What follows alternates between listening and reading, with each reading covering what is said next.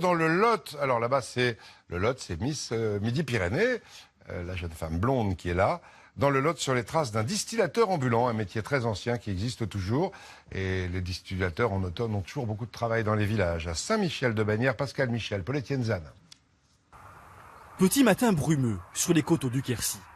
Saint-Michel-de-Bagnères s'éveille lentement. Non loin de là, on se prépare pour une journée particulière. Ils sont pleins, les bestiaux. Les amis sont venus prêter main forte à Jean-Pierre afin de déplacer ces lourdes comportes.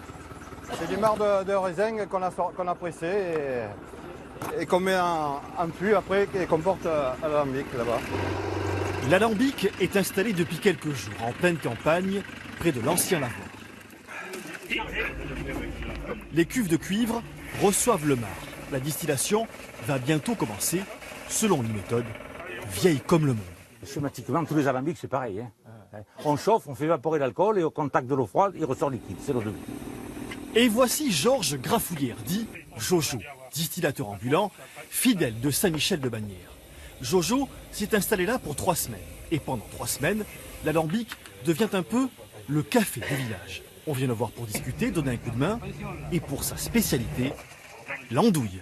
Alors je mets mes andouilles dans un torchon que je vais bien plier, bien les rouler.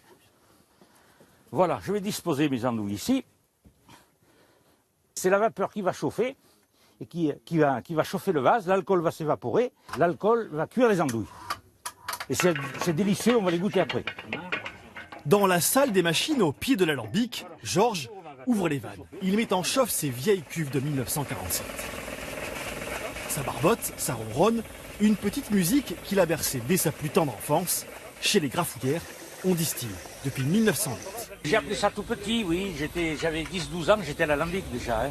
C'est l'ambiance, c'est la distillation, remuer toutes ces vannes, distiller, faire ça, voilà. Quand on a fait ça toute sa vie...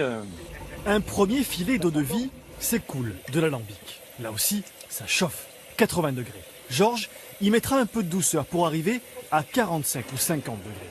Pour Jean-Pierre, c'est l'heure de vérité. Un bon millésime 2016. C'est que du bonheur. Oh là là là là là. Ah, puis là, ça emporte la bouche. Hein. Ah, c'est pas une boisson de fillette? Ah non, c'est pas une boisson de fillette. Allez, on va ouvrir ces andouilles. Voilà, et vous allez déguster ça. L'autre récompense, c'est le casse-croûte du matin. Il est 10 h, rillettes d'oie, fromage et la fameuse andouille cuite à la vapeur.